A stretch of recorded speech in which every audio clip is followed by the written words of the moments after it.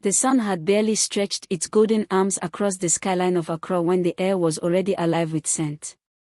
Smoke curled lazily above a rusty tin roof by the roadside, carrying with it the fragrance of waakye.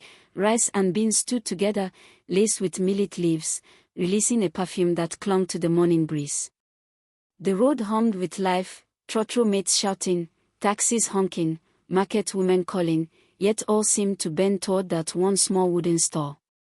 It was nothing more than planks nailed together, paint peeling and roof patched with palm fronds. But to the people of the city, it was a temple. And at its center stood the priestess, Auntie Monsa. Her headscarf was always tied tightly, her face set with neither a smile nor a frown, her eyes carrying the depth of unspoken things. She stirred her pot with slow, deliberate movements, as if each turn of the wooden spoon was a prayer. People said her waakye was not food, but memory, a taste that lingered in the heart long after the stomach was full. By 6 o'clock, the queue snaked down the street. Bankers in suits stood beside Shushan boys, and nurses fresh from night duty rubbed shoulders with bus conductors still smelling of diesel. All were equal in her line. All came hungry, not just for food, but for whatever unseen spirit sat in her pot. Her stall never advertised. She never shouted. Yet every morning, the line grew. Those who tasted her waakye swore that it soothed headaches, calmed tempers, even healed hearts heavy with sorrow. "Mosa, have you tried Auntie Monsa's waakye?" a taxi driver would ask. "If you haven't, then you don't know Accra," his passenger would reply. To the people, the store was more than a business. It was a shrine of comfort, where even the busiest man found peace in the slow chew of rice and beans spiced with shito. Despite feeding half the city, Auntie Monsa remained a mystery. She never gossiped with the market women, nor did she laugh with the men who tried to flirt. Her words were few, her tone flat, her rhythm steady. "Waakye? Fish or meat?" she would ask. "Add egg, add curry, small spaghetti," the customer would reply. She would serve, collect money, and move on to the next. But when her dark eyes lifted, there was a heaviness in them. A story untold. It was as if she had locked her life inside her pots, and only through the steam did bits of it escape.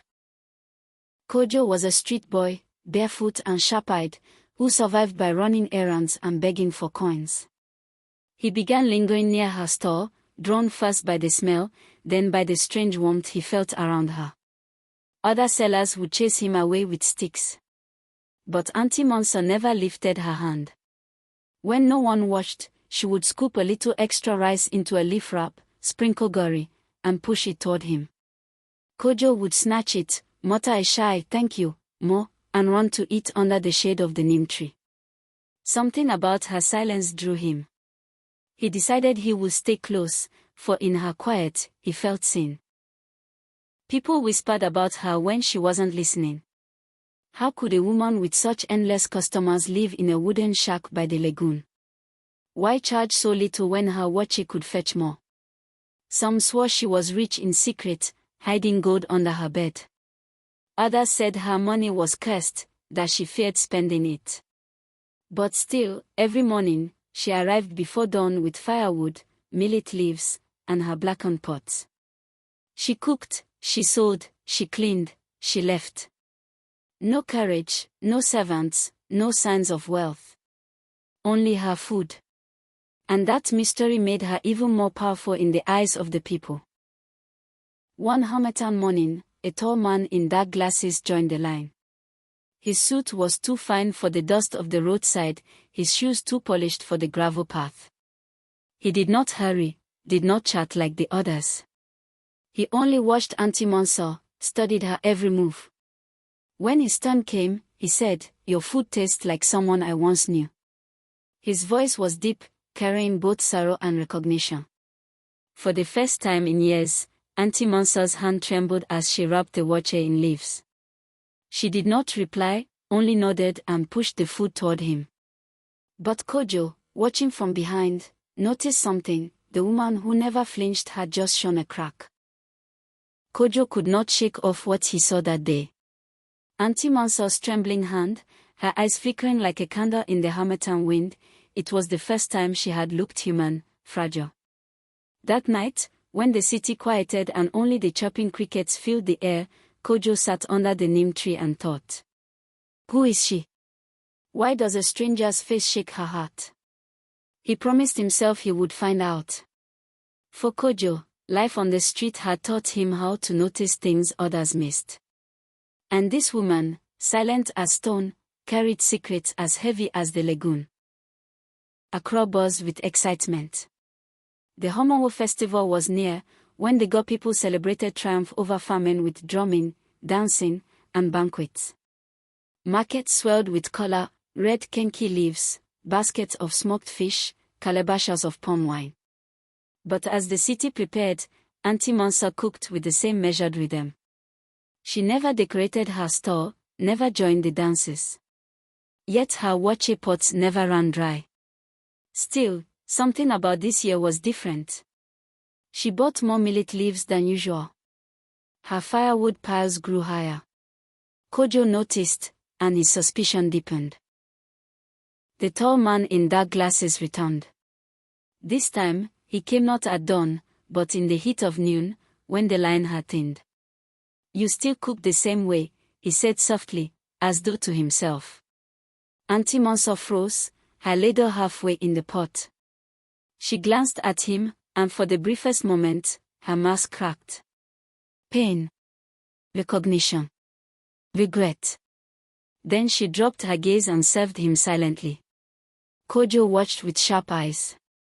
He had seen many men flirt with her, but this one did not flirt. He accused. That night, Kojo dreamt. He saw a younger Auntie Mansour, laughing, her hands unscarred, her voice free. She held a child, wrapped in a Kent cloth, and beside her stood the tall man without glasses. When Kojo woke, sweat drenched his back. The dream felt too real to dismiss. Was it memory, or imagination? He began asking around in the market, careful not to seem too curious. Most shrugged. Some said she had come from the north years ago. Others said she was from the coast. No one knew for sure. The mystery only grew. One morning, as she stirred her pot, a sudden gust of wind blew ashes into the food. Auntie Mansour gasped and dropped the ladle. Her hands shook violently. Customers murmured. What's wrong with her? But she quickly regained composure, scooped out the ashes, and continued. Kojo, watching closely, realized it wasn't the ashes that had shaken her. It was the smell. Something in the wind, mixed with the fire, had brought her a memory too sharp to contain. He thought, her past is cooking with her food. The tall man finally spoke clearly. Omowo is coming. I want you to cook at my family's gathering. The crowd went silent. Auntie Mansour never left her store. She had never cooked for any home, no matter how wealthy. But to everyone's shock, she did not say no. She only nodded slowly, as if resisting an invisible force would break her. Kojo's heart raced. If she left her store, perhaps her secret would finally step into the light. The Makola market roared with life that afternoon. Traders beat their aluminum pans to call customers, the smell of smoked mackerel mixed with roasted plantain, and the endless cry of "Charlie, fine tomatoes hero," rose above the crowd. Kojo wove through the maze like a small fox, nimble and unnoticed. He wasn't there for food. He was listening. Auntie Mansour's name was beginning to stir whispers.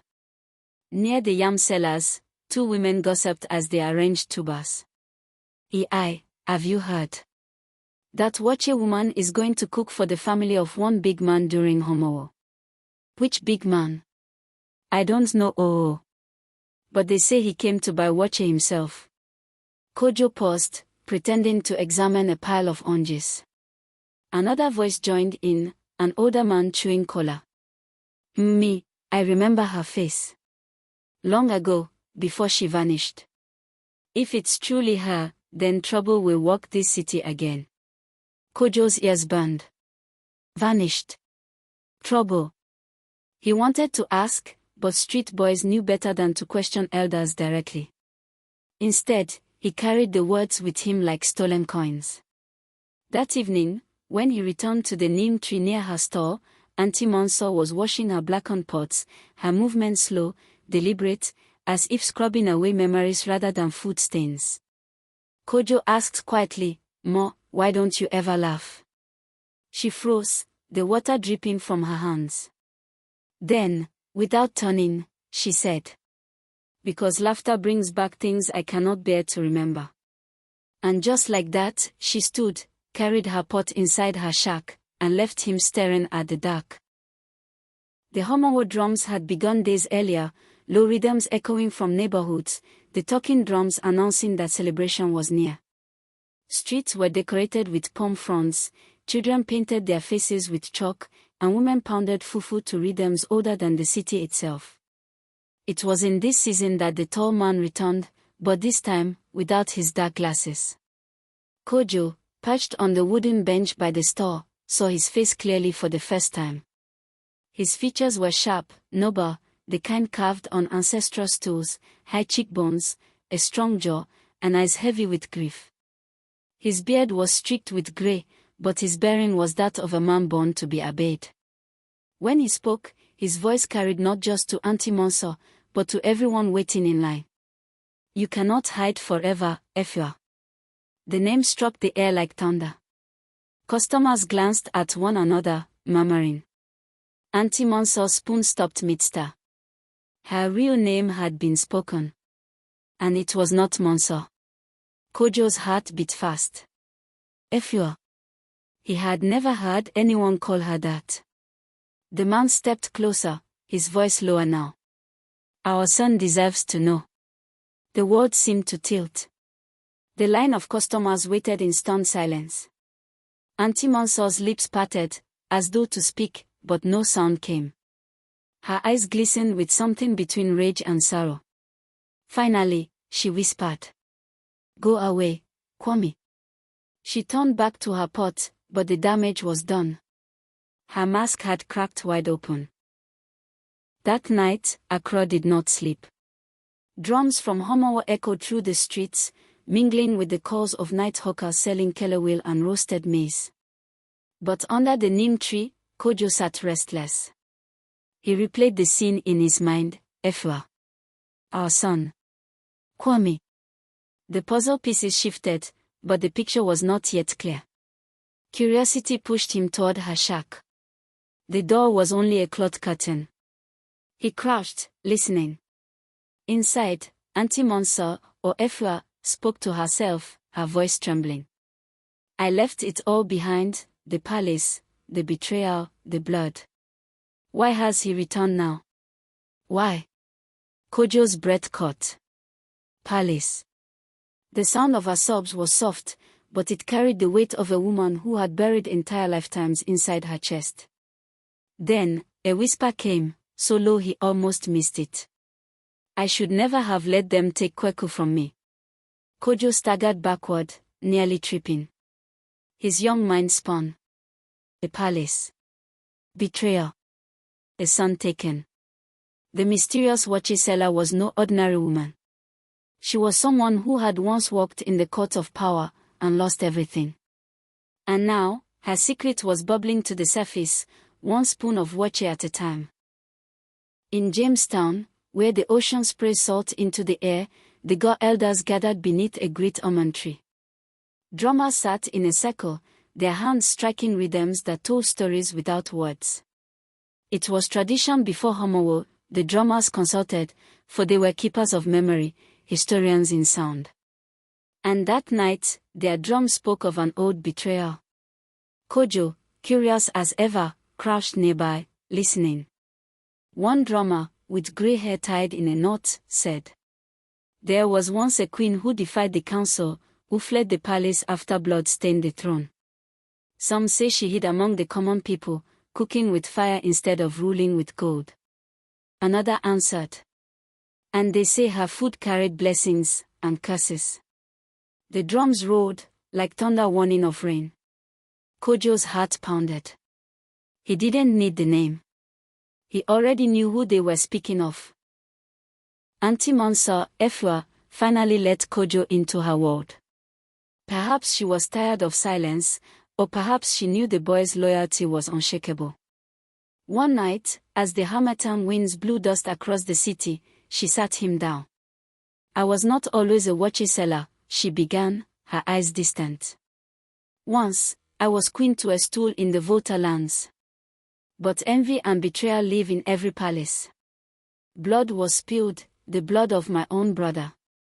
They blamed me. I ran, carrying my child in my arms." Her voice cracked. "But I was not strong enough. They took Kweku from me, my only son. And I have lived with ashes in my heart ever since." Kojo's eyes burned with tears. He had never known his mother, and in her grief, he felt his own. "More," he whispered, "then why cook? Why feed people?" She smiled sadly. "Because food heals. Even when the soul cannot." But Kojo sensed her confession was not complete. She had told him of betrayal, but not yet of the man named Kwame. The night before Homowo, disaster struck. Efua awoke to the sound of footsteps. By the time she reached her store, her largest iron pot, blackened by years of firewood and blessed with her secret recipes, was gone.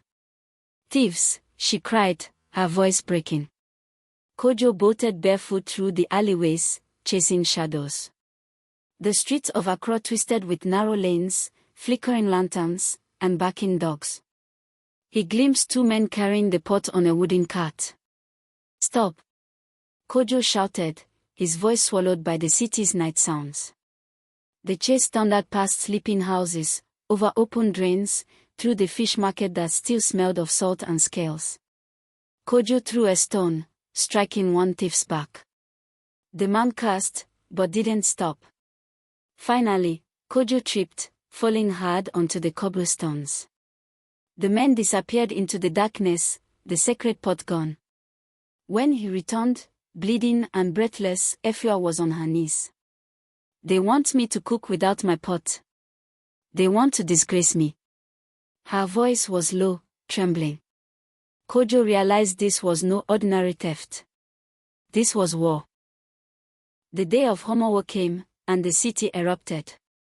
Drums pounded from dawn, masqueraders danced with raffia skirts, children smeared red clay on their faces.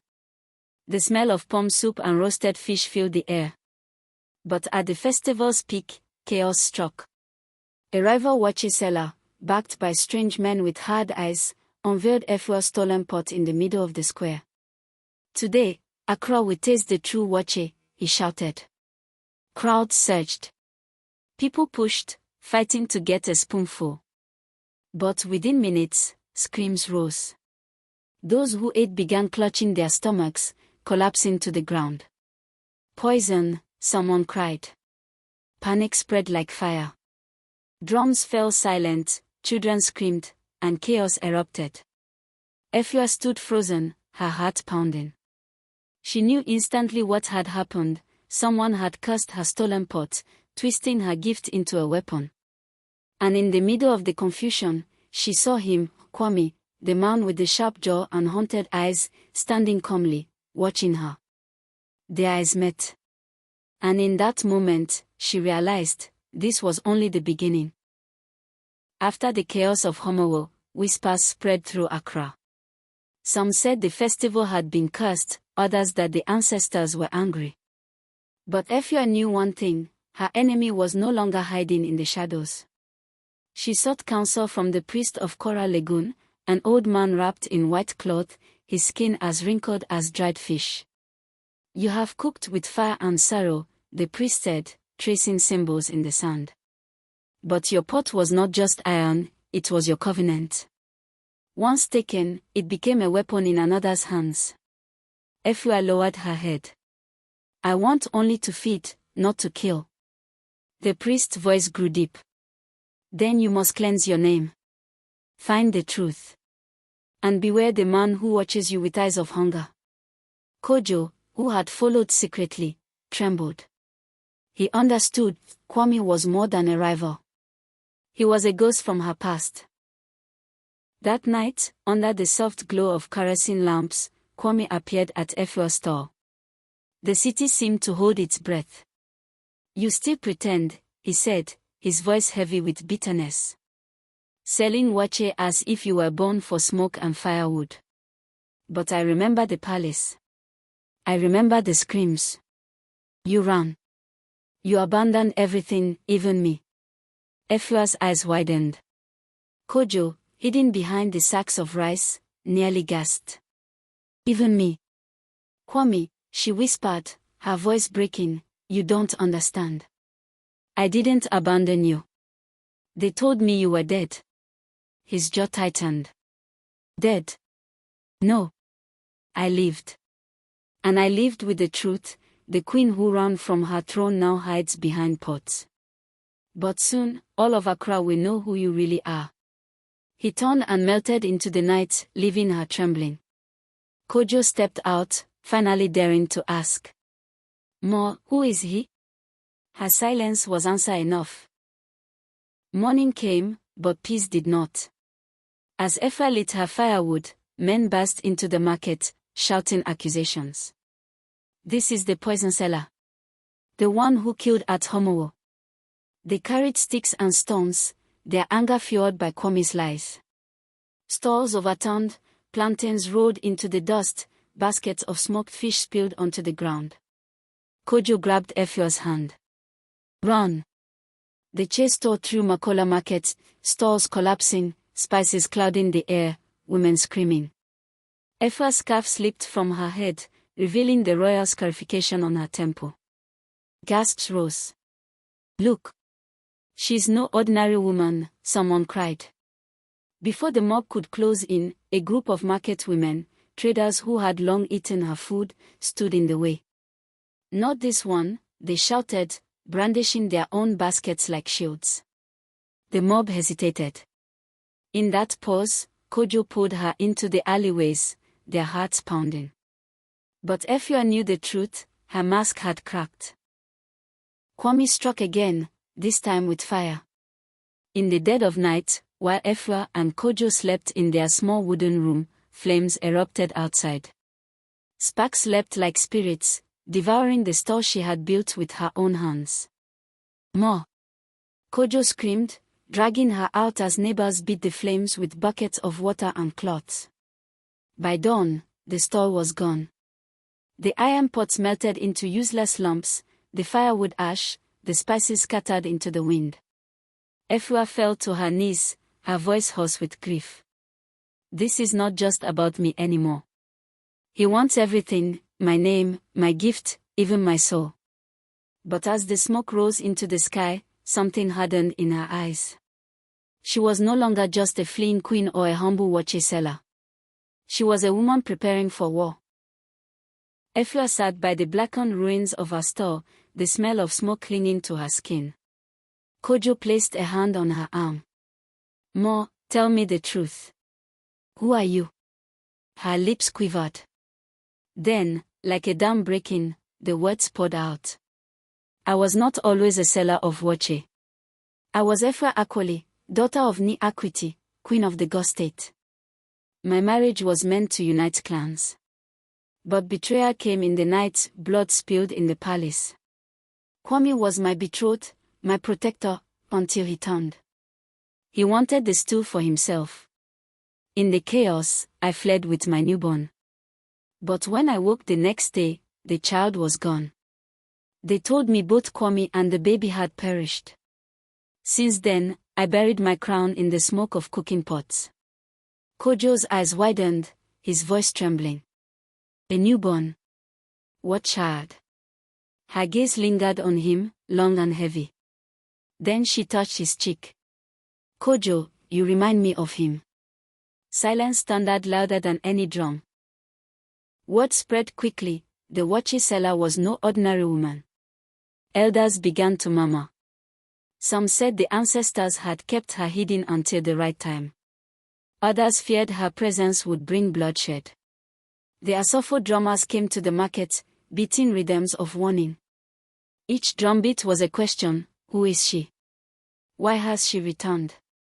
That evening, a gathering was called at the chief's palace. Traders, fishermen, and elders crowded under the moonlight. "She carries the scar of royalty," said one elder. "But she abandoned her people," another spat. "She feeds the city, rich and poor alike."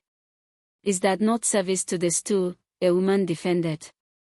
Kojo stood by her side, chest puffed. "She is more than a cook. She is a mother to us all." Efua closed her eyes. She could feel the ancestors circling, demanding her to step into destiny or perish under its weight. At midnight, the crowd dispersed, but danger did not. Kwame ambushed them at the crossroads, flanked by men carrying cutlasses. His laughter rang through the humid night. "Efua, still clinging to ashes. Do you think feeding fishmongers makes you queen again?" Efua stood tall, her wrapper scorched but her eyes blazing. "Kwame, you destroyed the palace, betrayed the stool, and now you burn the food that sustains the people. But know this, fire cannot erase truth." Kojo stepped forward, fist clenched. "Leave her alone." Kwame sneered. "Oh, the street boy. Do you not know? You are the missing child she cries for." The words fell like lightning. Gasps echoed. Kojo's knees buckled. Efua's cry split the night, half joy, half agony. Kwame raised his hand. "Come with me, boy. She has lied to you all your life." Kojo shook his head, but before he could speak, the men surged forward. Sticks clashed, cutlasses flashed, and the air filled with the chaos of battle. The fight ripped through the crossroads like a storm. Kojo grabbed the fallen stick, swinging wildly to protect Efua. Traders who had followed from the palace joined in, wielding pestles, baskets, even broken stools. Kwame moved like a shadow, his blade cutting through the night. He slashed Efua's arm, blood soaked her wrapper. Kojo screamed, rage erupting in his chest. "Leave her." With strength born of desperation, he swung the stick and cracked Kwame's jaw. The man staggered, but his fury grew. "You cannot kill a ghost." Kwame roared, setting fire to a nearby shed. Flames leapt, smoke curling into the starless sky. In the chaos, he vanished once more into the night, leaving destruction in his wake. Efua fell to her knees, clutching her wound, but her voice was strong. "This is not the end. The ancestors have called us to finish this war once and for all." Kojo, panting, blood on his hands, whispered. "Then we fight, together." The night after the battle, the city refused to sleep. Drums echoed from Kora Lagoon, summoning all to the shrine. Fires flickered along the banks, casting long shadows across the restless water. Efua, her arm bound with a white cloth, walked slowly, Kojo at her side. The crowd parted like a tide. The priest raised his staff. "Tonight, the lagoon will speak. The ancestors demand truth." Kwame stepped forward, lips curled in defiance. "She is no queen, she is a coward who abandoned her stool." Efua lifted her chin. "And you are the traitor who burned the palace. Speak your lies if you dare." The priest motioned them into the circle. A calabash filled with lagoon water was placed between them. Whoever lied, it was said, would choke upon the sip. Kwame grabbed it first, drinking greedily. He smacked. "See. I speak truth." Efua took hers, hands trembling. The water burned like fire down her throat, but she stood tall. The crowd murmured. The air thickened. The lagoon rippled, though no wind blew. Then, suddenly, the calabash cracked in Kwame's hands, spilling water like blood. Gasps filled the night. The ancestors had spoken. Enraged by the verdict, Kwame screamed and drew his blade. Chaos exploded. He lunged at Efua, but Kojo leapt between them. Sparks flew as blade met stick, the boy fighting with every ounce of strength. Traders and warriors rushed, but Kwame was a storm. Efua, bleeding, stumbled toward her iron pot, the only one safe from the fire. She lit the firewood with trembling hands. If the ancestors will eat, this food will end him. She stirred Waakye with her blood dripping into the pot. The smell rose, rich, heavy, and filled with power. Kwame, she cried. Taste what you have destroyed. For a moment, madness flashed in his eyes. Drawn by hunger or fate, he tore a handful from the pot and shoved it into his mouth. The crowd held its breath. His body stiffened. His blade clattered to the ground. He screamed, clutching his chest, as if the ancestors themselves were tearing him apart from within. With one final cry, he collapsed into the lagoon's edge, the water swallowing him. Dawn broke over Accra. The market lay scarred but alive.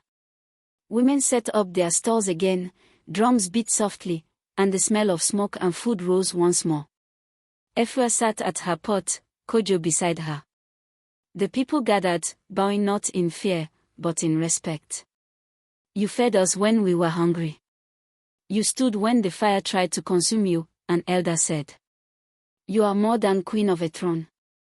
You are queen of the people. Kojo, his face glowing with pride and disbelief, turned to her. More, does this mean? She smiled, brushing his cheek. It means we begin again. Not in palaces of gold, but here, among smoke and firewood. For this is where the heart of a people beats. She lifted her ladle, serving the first bowl of Waakye as the sun kissed the city. The crowd erupted in cheer, drummers pounding rhythms of triumph. And so, the mysterious Waakye seller was no longer a mystery. She was a legend. The queen who fed her people. The mother who found her son. The woman who turned grief into power.